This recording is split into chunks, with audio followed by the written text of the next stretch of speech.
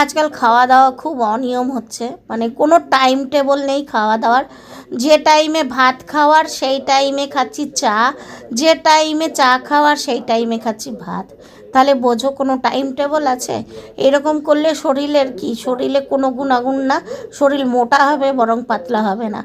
কিছু করার নেই, ইচ্ছেই করে না কিছু আজকাল, জানি না মানে কেমন একটা হয়ে গেছে, আমি নিজেও বুঝতে পারছি না আমি কেমন হয়ে গেছি। তো এই যে মালকিস, এইগুলো খুব সুন্দর খেতে, তোমরা যেখানেই পাবে নিয়ে খেয়েও, দারুণ টেস্ট, দারুণ মানে এত টেস্ট কি বলবো তোমাদেরকে। আমার ঘরে কেউ যদি আসে, আমি তাদেরকে যদি এইগুলো দিই না, বলবে কোথায় থেকে নিয়েছো বৃত্তান্ত, মানে কত রকম জিজ্ঞেস করে আর কি। তো যাই হোক, আজকে আর কি অন্য কিছু খেতে চাইছে না, যেহেতু ঘরে মাছ মাংস জানোই তো, আমার ঘরে দু রকম আলাদা আলাদা রান্না হয়। তো আজকে বলেছে আর মাংস করবো না, আজকে মাছই আছে তো মাছই খা। তো যাই হোক, মাছ তো আমার রান্না সকালেই হয়ে গেছে। আর এখন একটু আমার মনে হচ্ছিল ডালের বড়া খাই। তো ডালের বড়া, মসুর ডালের বড়া, আর তোমার আলুর বড়া। তো এর মধ্যে 3-4 রকম হয়ে গেছে, পেঁয়াজ ছাড়া, বেসন দিয়ে, মতলব পেঁয়াজ দিয়ে আবার এরকম এরকম আলাদা আলাদা করে রান্না বড়া করেছি 3-4 রকমের। আর এই যে খাবার নিয়েও বসে পড়েছি, যেমনই রান্না করেছি তেমনই বসে পড়েছি। আর আজকে কিন্তু আমি 6টার সময় খেতে বসেছি। আর খেয়ে দিয়ে ভাবছি বাজার আছে, আজকে বাজারটা একটু লেট, লেট বলতে মেয়ে বলেছে দেরি করে যেতে, তাই জন্য ও যাবে আমার সঙ্গে বাজারে, তাই জন্য বললাম ঠিক আছে তুই আসবি তারপরেই যাব। তো আসার পরে তারপরে রান্নাবান্নাও করতে আছে, দেখা যাবে কি করব। তো এইসব বড়া মড়া তো আছেই, সব কিছু শাক মাক, হয়তো ভাতটা করতে হবে রাতে। তো আমি খাবার নিয়ে বসে পড়েছি। এই যে মৌরির শাক, যে মৌরিগুলো আমরা খাবার পরে খাই হজমে করার জন্য, সেই শাক। আর এই যে টক পাতা, আর 3 রকমের বড়া, আর মাছ ভাজা, এই হচ্ছে। আর মাছের ঝোল, আলু দিয়ে মাছের ঝোল করেছি। তো মেয়ে বললো একটু বড়া দাও, তো কিছুই খেতে চায় না। তো লাস্টে বলে কি তোমার মাছ ভাজাটা দাও, না ঠিক আছে তুই নে যেটা খুশি, কারণ মাছ ও কাঁটার জন্য খেতে চায় না।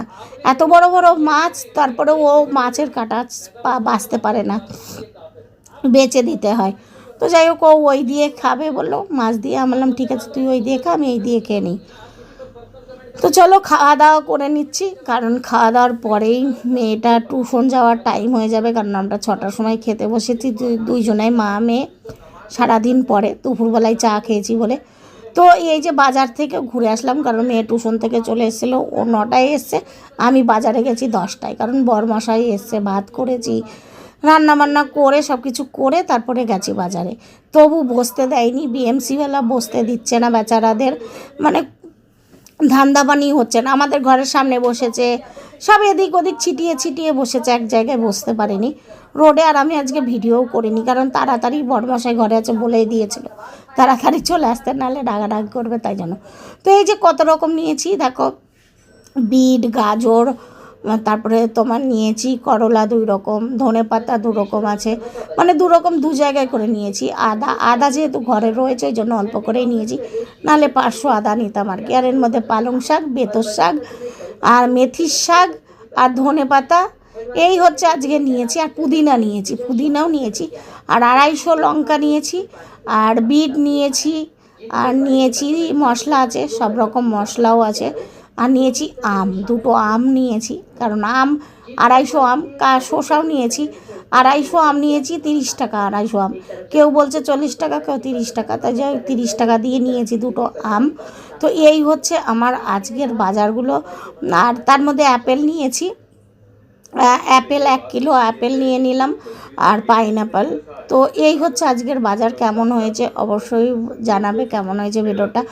আর চলো, সবাই ভালো থেকো, সুস্থ থেকো। ভিডিওটা ভালো লাগলে একটা লাইক কমেন্ট করে দিও, আর সবাই ভালো থেকো। আবার কালকে নতুন ভিডিও নিয়ে চলে আসবো। সবাইকে শুভরাত্রি, গুড নাইট।